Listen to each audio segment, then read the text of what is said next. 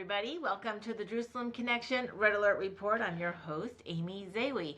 Today we have returning with us Igal Hecht, a documentary filmmaker who we work with on a variety of projects. You may remember that we are working on a project for Poland called Revelations, and we have a new project that we want to share with you and give you the opportunity to participate with. Igal, thank you for joining us today. Let's talk about Beyond the River. Tell us a little bit about this film and why you made it. First of all, thank you so much for having me on, Amy. I always love to come back. Beyond the River is a sweeping three-part series slash feature-length documentary film that takes a very in-depth look at the entire historical conflict of the Middle East, starting with the Ottoman Empire all the way up to, I guess now, the conflict with Iran to some degree. There have been historical documentaries made in the past about the origins of the State of Israel, the origins of the entity known as Palestinian, Arabs. We're diving deeper and we're dealing with things that have never really been explored before, such as the fact that the entire Palestinian movement is directly linked to Nazism, to Adolf Hitler's and Himmler's Nazism, and the Grand Mufti of Jerusalem is largely responsible for that, and where the entire foundation of this new nation of Palestinian that was created either in the 1920s or 1964, depending on which expert you speak to, is deeply rooted in Nazi ideology, genocidal Nazi ideology, and genocidal Islam. And so these are the things that we are dealing with in the film, but also we have gathered about the voices of 30 highly regarded individuals from the left, right, and center. So this is not a propaganda film by any means. It's a film that really challenges the viewers and challenges the historic narrative.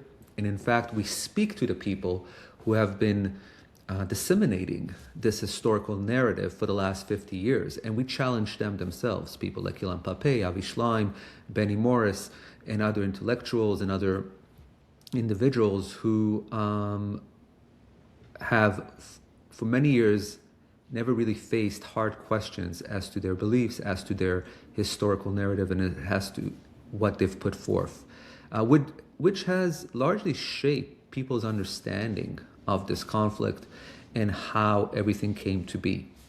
And so we take you on a journey in this series, in this program, in this film, from the Ottoman empires into the British conquering of the land, in which at that time the name Palestine is introduced. It wasn't introduced for hundreds of years before that. It did not exist. But in 1917, when the British enter the land of Israel, they introduced this concept, this name called Palestine. And that's what a lot of people aren't aware of, that before that, the name doesn't exist. The name doesn't exist in Ottoman maps of individuals who were Muslims, who ruled the land there for 400 years. They did not have this name on their maps. The only two times you see it is when they introduce it for Christian pilgrims from Europe. Because in Europe, that name was synonymous with the Holy Land, a name that was introduced by the Romans. And so people don't have that understanding. And a lot of people who are very anti-Israel and frankly anti-truth and just outwards liars introduced that as proof that there was a Palestinian state, which there wasn't. These were specific maps meant for pilgrims who were coming to visit the Holy Land at the turn of the 19th century. And so there we introduce the concept that even on the simplest level, where the maps come into play, where there was a 400-year-old rule of Muslim rule in the Holy Land, they didn't recognize that name for a reason, because it doesn't exist. And so we move beyond that. We move to the whole creation of the state of Jordan, which is, in fact, many people's beliefs, and a lot of people who we interview in the film, is the actual state of Palestine. We make people aware that in fact, at that time, there were two Muslim states created before Israel was given a state. The Jews were given a state, and those two states are Iraq and Jordan. They never existed, but it was the colonial European British who create Iraq, who create Jordan, who bring Arabs from Arabia, from Saudi Arabia, to conquer and rule that land and rule the people who live there, including Jews as well, in Iraq, in Jordan, and in fact bring over a colonial Muslim entity to rule over the land, if we're speaking about colonial understandings of where we are today. And therefore, we really introduce these facts to people, and people can verify these facts. And we do so in a very interesting way through visuals that have never been seen before, through documents that have recently been released by the UN and other bodies. And we really give you an understanding of the entire history and also a path forward.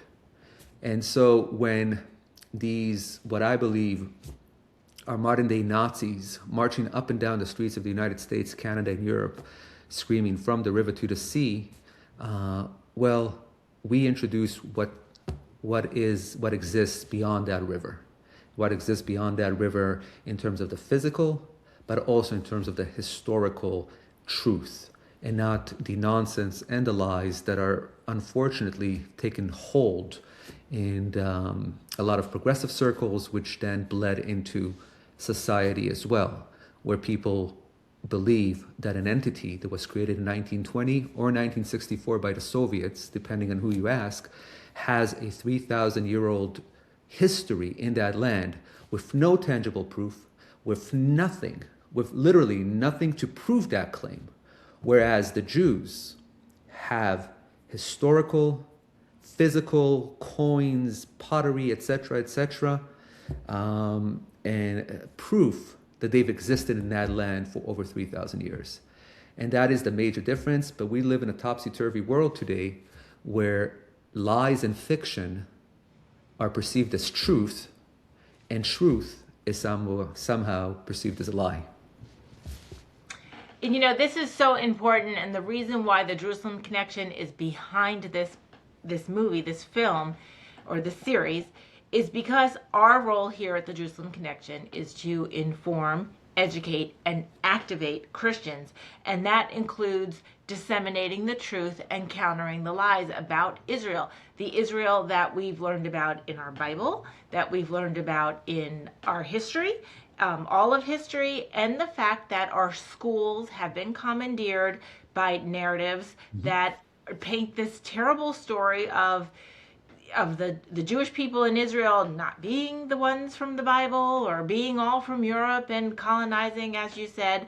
And the true story has been so twisted up that Christians are falling prey to this false narrative, this falseness that's taught from our universities down into now even our elementary schools. Right. And we have to get behind that counter message, and the truth must prevail, and we are the avenue to propagate it. Whether we contribute to your film, or once the film is released, our followers can, just publish it, republish it, share it, etc. Absolutely. So this is important for all of society to know this information. So Christians must know it, they must seize it, they must understand the history and learn it, and this film's a great way to get educated and then be able to share it. But it's not just for the Christian community, it is for everybody.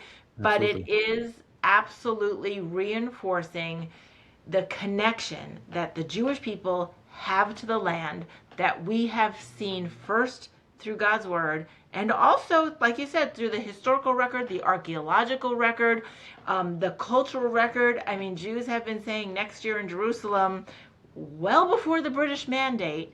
So tell us now why this film will speak to this broad spectrum of folks out here in the West. You got your conservatives, you got your progressives, you got your left, right, you got Christians, atheists. What is it in your film that is important to get in front of, whether it's young people or older people that are trying to go, well, I don't get it. The news keeps saying that these Palestinian people, Jesus is Palestinian. I mean, that Right. came out there for a while. And that's honestly, that's really the reason for making this film. First of all, we're recording this during the Holy Week of Easter. And so as a Christian, I speak as a person as a Jewish person, but as a Christian, you essentially follow a Jew, and That's right. who and so by denying the rights of the Jewish people to that land, what does that mean about your faith and who you follow? Let's It means start. we follow a liar, right? Because it's And in our so scripture. so that's where we start. So what is happening? So the people who have demonized Israel, have lied about Israel, have lied about the truth, are basically saying, well, how do we get around that? That's a big. So let's just create this that Jesus was a Palestinian. Once again, nowhere in scripture, nowhere in history, nowhere in recorded history, nowhere in tangible history that was found through archaeology is that even uttered or mentioned. Nowhere was it mentioned by Arabs all the way up until the 2010s, ever. And And we're talking about Arafat. We're talking about other, Arab terrorist leaders who have never uttered this nonsense, because it is nonsense and it is propaganda.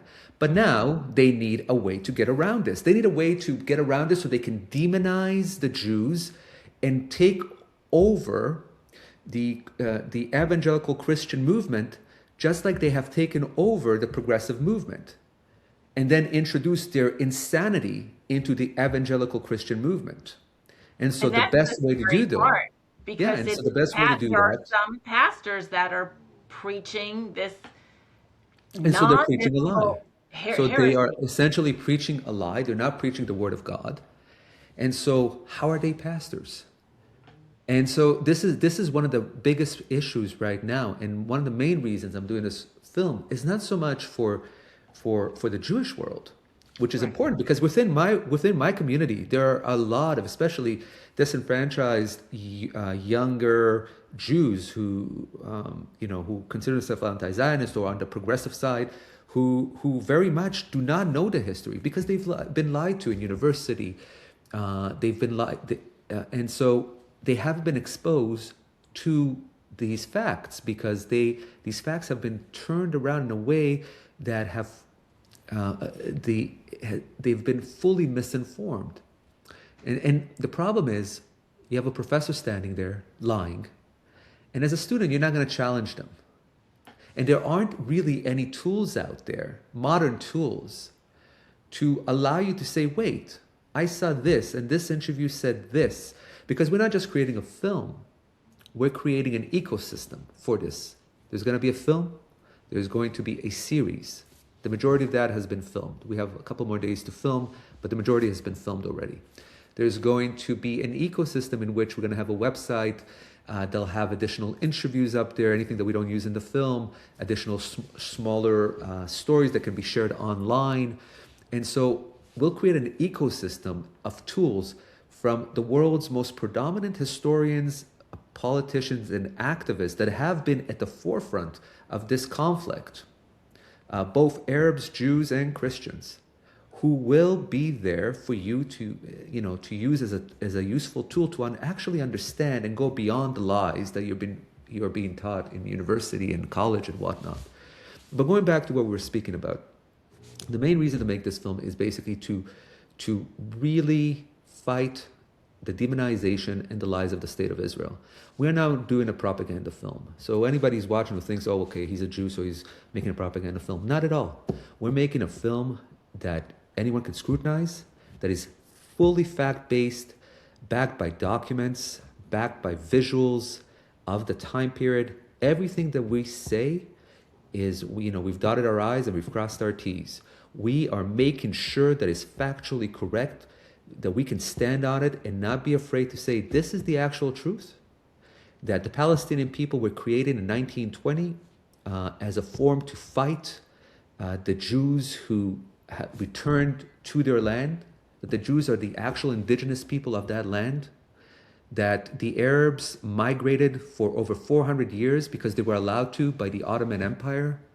And in fact, during the turn of the century, around 1890, there were 30,000 Arabs that came from Sudan who ended up in Gaza. That's why you have such individuals who are treated as third-class citizens in Gaza.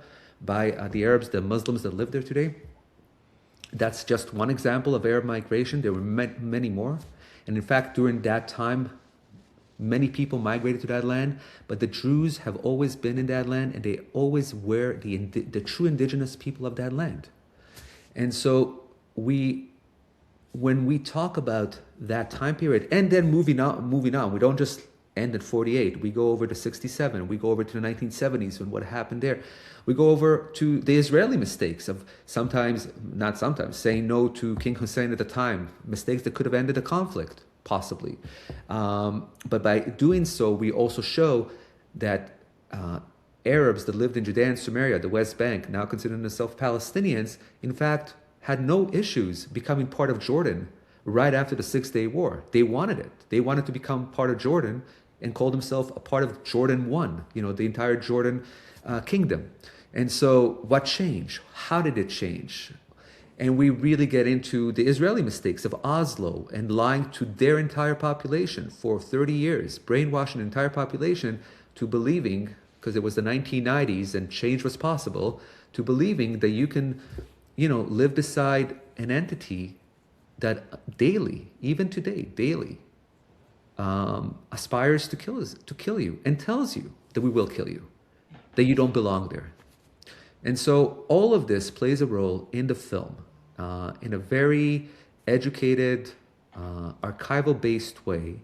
And it's going to be a very controversial film because we are saying things that have not been said on any media platform for many years for simple fear of being canceled and not being able to work and not being able to show your work or not being able to show it anywhere. That fear no longer exists for me. And so myself and Geoffrey Clarfield, who is producing this film, have decided to sort of move forward, push forward, and make films such as these, because if we don't, no one else is going to make them. And we've left the entire battlefield of information to the propagandists who have been lying and demonizing the state of Israel and the Jewish people ever since October 7th. And they've been doing so because they know that no one really is challenging their lies in the mainstream media. Because even within the mainstream media, people are so afraid to basically say, well, who are these Palestinian people? Mm-hmm. When did they exist? Show me. Show me when they existed in the 17th century, the 18th century, the 16th century. You've said you've been there for 3,000 years. Name me a president. Name me a king. Show me a coin. Show me anything that says that you existed as an entity prior to. It doesn't exist. They were part of Sanjaks, which were provinces belonging to the Ottoman Empire. They belonged to Greater Syria. They belonged to Saudi Arabia, to the Arabia Peninsula. And this notion that we now have to bend history and fact and truth to liars, to propagandists, to radicals, to terrorists, just to make them happy so they don't blow up our restaurants and I don't know, buildings in North America is preposterous. And we need to start fighting it, and we need to start pushing back. And within the Christian world, there is this narrative, very anti-Semitic, unfortunately, narrative that exists from a number of podcasters that fancy themselves media types. And if you actually just look in their background, A, they're insane, but beyond being insane, they're being funded by Qatar. That is a proven fact. I think we all know who I'm talking about. We're not going to mention them by name, but if you actually look into their accounts, into their filings, they're being funded by Qatar. That's the journalist aspect, the so-called journalists. So they're being funded by an entity who has disseminated the second, more so than even Iran, the most anti-Semitic literature out there, the lies into North American culture right now. We're talking billions and billions of dollars. And we're talking about into university, government, media. Hell, they have their own media channel that has been lying throughout for many, many years now. And that's one. Then you have so-called comedians who have no understanding about the Middle East and talk like children in the most generic terms, and it all boils down to war is bad. We shouldn't have war. Oh, okay. I agree that war is bad. But if war is bad and one side is fighting, how do you stop that evil? Do you just lay your arms down and say, oh, okay, can we just have a and what if they don't want to talk to you? What if they just want to kill you? And so this really idiotic understanding of how the world works, packaged in a very nice anti-Semitic blood libel, which is currently what is happening. And unfortunately, these people are popular among the youth because they don't hear anything else and they don't hear actual facts. And if you actually boil it down to what they're saying, it's not even original anti-Semitism. I was going to say, it's just the Right? same stuff It's a recycled. rehash through a modern lens. At least be original with your hatred towards me and my people. You're not even original. It's a rehash of modern insanity that we've heard for so many years that the church has denounced, and yet now it is returning in a different way, so now it's more palatable to people. When you have these broadcasters who are funded by Qatar saying that the caliphate, that Sharia law is a wonderful thing, and that Christians are treated equally throughout Arab countries, Muslim countries in the Middle East, and with just a basic Google search disproves that. It says something about them because they're so comfortable in lying, because they know nobody will actually check. So how do you counter that? You counter that in the same way, through media, through proof. I don't know if we're going to reach everyone, but I know we're going to hopefully make a dent, because what we're going to say is not being said. And that's the ultimate goal, at least of what I'm trying to do. And I'm thankful to Jerusalem Connection, both me and Joffrey are, and to everybody who's donated and helped us, because it's very hard to create a film such as this, a series such as this. I can tell you that here in Canada, I approached a number of broadcasters here already, and they always, and these are well-known broadcasters, and they always send the token Jew to tell me to say no, and in the harshest ways, that there's no way that this movie will ever see the light of day. Here in Canada, we're now giving this a platform, etc., etc. But I bet you if I pitched an anti-Israel film, it'd get a platform in a second. And this is not even an anti-Palestinian film in a sense that it simply seeks out the truth. It really looks at, beyond the propaganda, everything beyond the lies that they've been telling for years now, that have been disproven. Every time they open my favorite is when they show a coin and they go, here, you see coins from Palestine, and it's coins that the British created in the 1920s and 30s, and then you see Hebrew writing on it.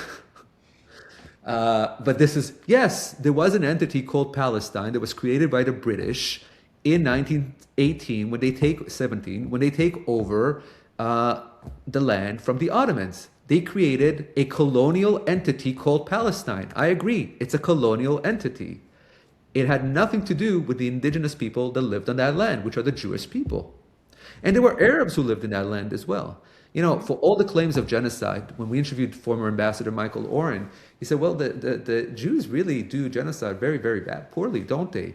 Since 20% of Israel is Muslim and Christian.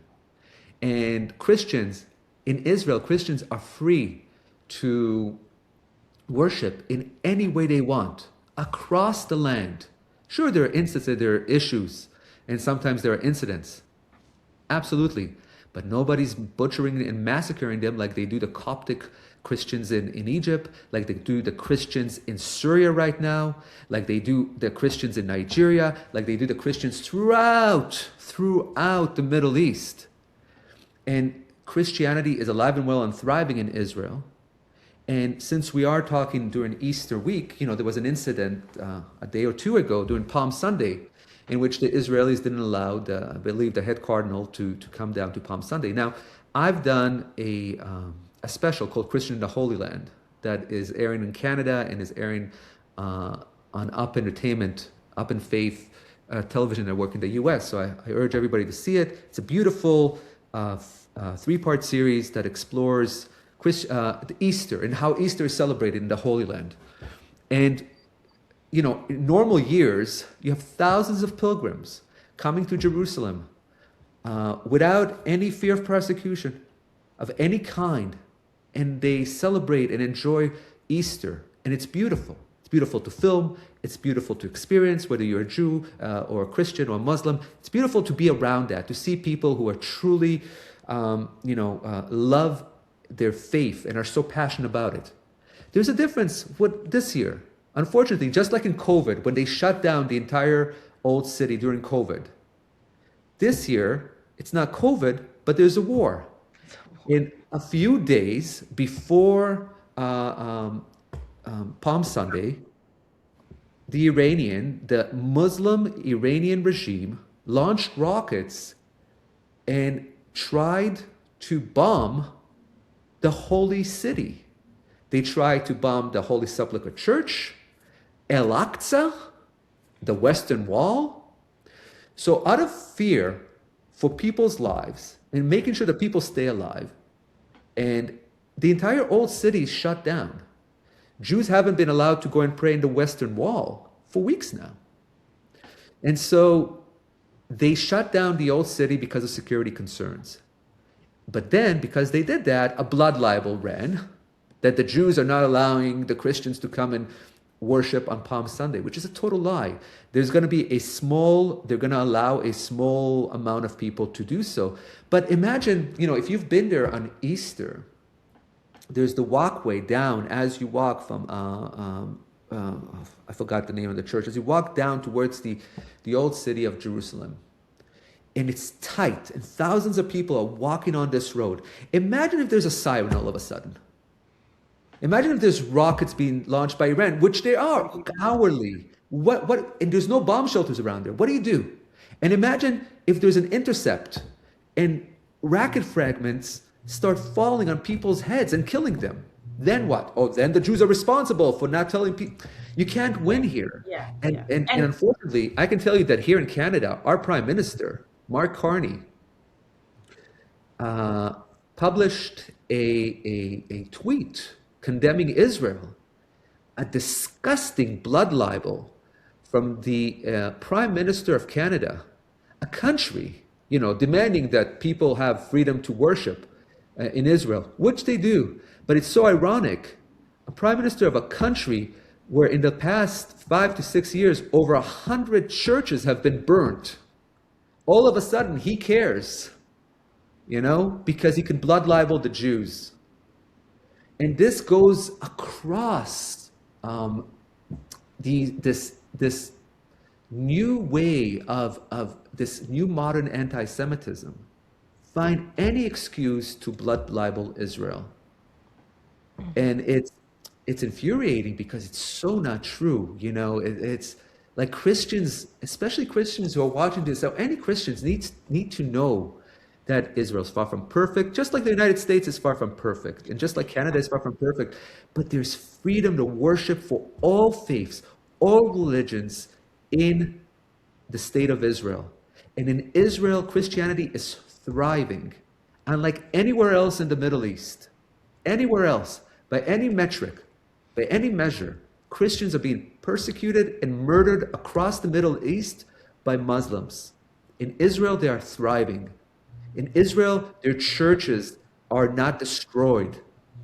And I think it's infuriating to see that because Israel cares about the lives of pilgrims, all of a sudden this blood libel goes out there and blames them for not allowing Christians to worship. And people are like, okay, so what's the big deal? It is a big deal because it is a campaign to damage and defame the state of Israel across the board. And it's a campaign being led by Muslim forces. And this is one of the things that Christians don't want to talk about, who are blaming Israel. They are being led by Muslim propaganda. That's number one. Muslim propaganda that across the Middle East would kill them. The kind of individuals who would kill them across the Middle East. and it's being led by this progressive movement who hates Christianity, but he realizes it's a useful tool to destroy the only Jewish state in the world, a democratic Jewish state. And to your point, in Israel, there is an equality under the law, right? Just like in Absolutely. America, just like in Canada, or at least so we're Absolutely. supposed to have in North America. So anybody who's talked to any Israelis since March 1st knows that they're kind of like COVID. There are these universal rules for safety and security. You always have to know where your nearest bomb shelter is, even if you're at the grocery store. Gatherings. I know a lot of folks in Israel had to change their wedding setup. Like they still got married, but instead of the 200 people, they just had like 30 family members or 25 or whatever the maximum is. So these rules for safety and security are universally applied to everybody.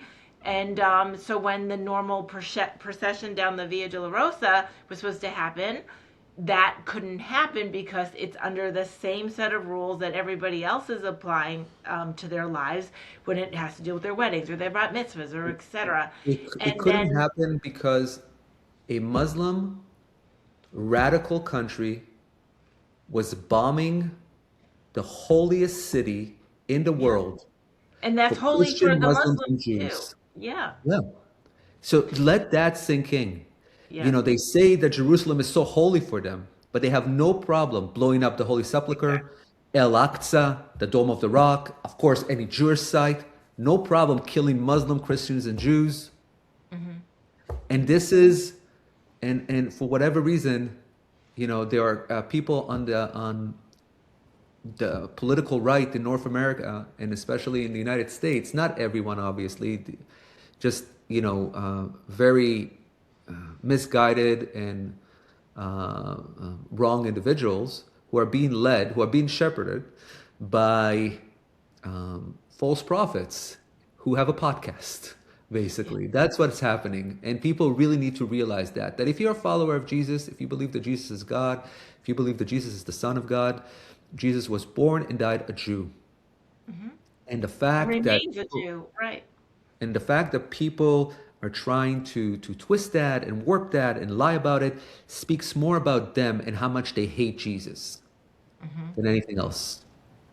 And indeed, we have the the 70-some-year-old Jewish state to thank for the preservation of the Christian sites heretofore, because they offer safety and security for Christians to visit and walk the steps of Jesus and learn about their faith firsthand. And we have the Jewish people to thank for preserving, for writing the scriptures and preserving it over millennia. And yeah, it's just, you need to know your facts. You need to be biblically literate. You need to Absolutely. know the real connection between the people and the land. And then that historical, the Bible doesn't counteract the historical record or the archaeological record. Both, all of them reinforce each other. A And we hundred can percent. cherish that as Christians, and we need to be behind projects that will document this truth and provide resources for Christians and the greater public to access that truth, vetted truth, and you can scrutinize it. Like you said, viewers can get access to this content when it's released and scrutinize it for themselves, but you will be armed with facts and information to activate you in your own conversations at work, or if you need to, talk to the television. For example, even certain news commentators do have a sympathy for Israel. They have the right to defend Right. themselves and da da da da, but they cannot bring themselves to ever delegitimize the quote unquote Palestinian citizenry or the Palestinian identity. They will always give that complete validity, even when they say, oh, Israel needs to, defend themselves against these enemies. And it is infuriating to see that lack of context when examining what has been happening on the ground, even in an objective news report. So I think one of the main things, and this is where we hit at the Israelis, we hit at the Israeli left. And, we have the Oslo architects, for example, that started all of this, the Oslo Peace Agreement in 1993. We have the architects who are still alive in this movie. The people who typed up the agreement on their Commodore 64 computer. You have the person, Yossi Beilin, who came up with this, him and Shimon Peres, but really it was Yossi Beilin. And we challenged them and we questioned them in a way that's never been questioned before, in a very polite Canadian way, but very hard in trying to understand what was the mindset. And when you listen to them, you really get angry because you start understanding how we got to where we are and how we got to October 7th and beyond, by the way. And it goes beyond that. And it goes into the media and the fact that the media played a massive role. I have a lot of friends, contemporaries in their 40s who grew up in Israel in the 90s. They're so angry today because today they finally understand. I had a good friend and she was in the Peace Now movement and she was the biggest lefty. And I remember in high school, we used to argue all the time. And she finally says that in her 40s, she understands how much she was lied to. And in the film, we unravel, because it's a three-part film it's a three-part series, and then there'll be a shorter film cut from that series. But we really unravel the mindset of what occurred in the 1990s, not just in Israel, in the entire world, and how it led to where we are today. And everything is really interconnected when you start to look back. In hindsight, it's easier than in real time. And we are living in a real time now that in hindsight, we'll look back and we'll ask ourselves, how the hell did we get here? And it's really important for people to understand that we are here because a lot of people aren't informed. And a lot of people receive their information from TikTok University. That is a problem when you begin to think that you are an expert based on one YouTube video you saw or 1 2-minute video clip that you saw with high-end graphics. And I know what somebody's saying, well, you're making a movie that's going to air and thing. Isn't that the same? It's not. Because it's not one voice. It's not regurgitated information. It is going to the source, to those very same sources who have written the books, who have done the research, who have been amplifying a certain narrative for so many years, and we challenge them. And when we break it down, you understand how we got to where we are today. It's amazing. It's amazing. I want to encourage everybody to participate in helping Igal and his production company in getting this completed and released. And you can do that by going to thejerusalemconnection.us. Go to our documentary tab. You can click the donate button. Your donation will be earmarked then for this project if that's what you'd like to do. We're also going to be sharing on social media different clips as they're released, also giving you an opportunity to continue to support this effort. We are going to contribute to having this film not only be produced, but the series be accessible and that website so folks can use it as not just a bibliography, so to speak, but a library of credible vetted content that you can feel confident about saying, no, these are the facts. And like you said, we're living in a history that is unfolding with all this anti-Semitism and horror because of the lies that are out there. And we didn't know better maybe in the past, but we should know better. We can learn from history, and there have always been voices warning on this stuff. So we are going to amplify that. Let's learn our lessons and not repeat our mistakes. The www.thejerusalemconnection.us, go to the projects tab and to documentaries, and you will have your donation go directly to aid this particular project. And we will also be keeping everybody informed through our newsletters and our social media as things are released and the different milestones that Beyond the River and Igal are up to as we move closer to the full access for the community to get to this content. Igal, is there anything else you'd like us to know before we conclude? You've been very kind, and I thank the Jerusalem Connection for all these years of support. You did. You helped with the Killing Roads, which was phenomenal. And again, if you want to see, just to pitch, if you want to see what happened on October 7th, please visit thekillingroads.com. The film is available for free. And we're making all of this for free because it's so important for everybody to access it.